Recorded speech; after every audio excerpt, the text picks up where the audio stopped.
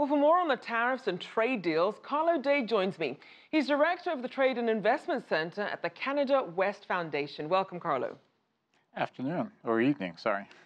So now that we have more details about these steel and aluminium tariffs coming out, what's your reaction to President Trump's announcement and its impact? Well, I would first note that what's become painfully clear is that the U.S. administration appears to be making this up as they go along.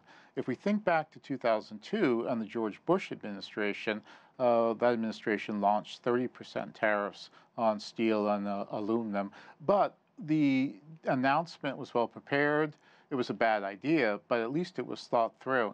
The exemptions were in place. The process for countries to apply for exemptions was in place.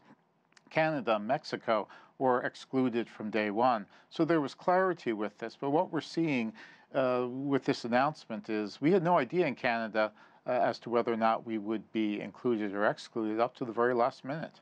And it's interesting because we know that Canada had balked at the idea of these tariffs, especially since it ended up being tied into the North American Free Trade Agreement renegotiations. So now that we do have a few more details, where do things stand then with NAFTA right now?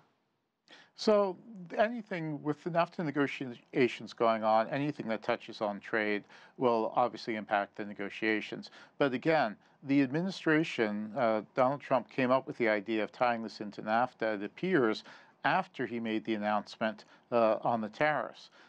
It's inconceivable that the NAFTA negotiations could be terminated in the time frame they've set out of a month or sooner. Simply inconceivable. So I would say that these are just hollow talking points coming from the administration that have no bearing on what is or what could possibly be done.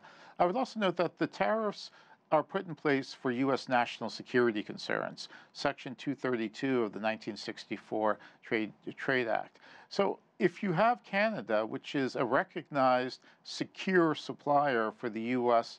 military-industrial complex, Canada, which is not just a member of NORAD, but Canadian generals, depending on the time of day, are running NORAD, Canada, which is part of U.S. carrier battle groups, it's inconceivable that you could make an argument that steel and aluminum from Canada are a security risk, or getting steel and aluminum from Canada are a security risk. So this was a major problem for the administration, or the U.S. administration. So as we look at the U.S.'s take on how it's handling trade tensions, what do you think this could mean for global trade, especially as several countries are now planning retaliatory tariffs? Now, the worry is that we enter into a trade war. Again, with 2002, there was a small degree of retaliation.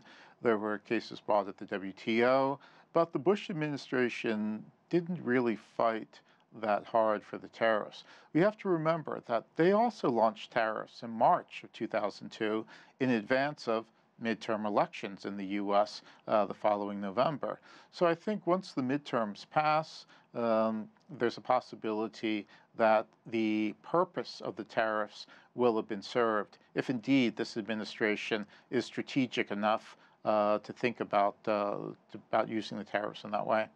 And we know that obviously Mexico and Canada are also part of the revamped Trans-Pacific Partnership, now known as TPP 11, and that was actually signed by 11 countries just hours before these latest tariffs were announced. How significant is this, especially since the original deal was considered practically dead once the U.S. withdrew from it?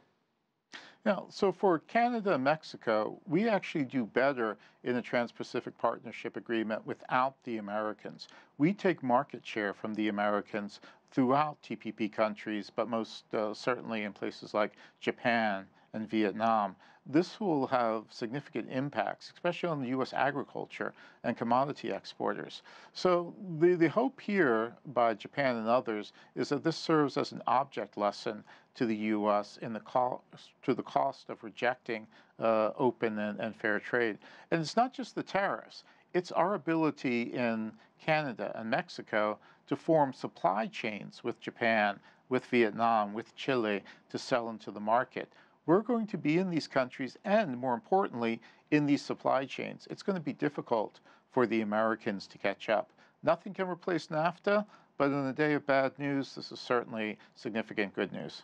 So let's try and stay with some good news. What do you see as the biggest bright spot for global trade coming this year, and perhaps also the biggest headwind? So I think the TPP coming into effect will be one of the bright spots. It signals that the U.S. administration's goal of destroying the idea of multilateral win-win trade is not dead. Countries are pushing back. The TPP going ahead without the Americans and other countries lining up to join, Korea, Thailand, Colombia, even countries like Taiwan or economies like Taiwan are interested in coming in. I think that's going to be a significant pushback to the goal of the Americans to try and destroy multilateral trade. The ongoing NAFTA negotiations are going to make North America a more difficult place in which to invest, and that won't be good given the size of the North American market. All right, thank you so much. Carlo Dade there of the Canada West Foundation.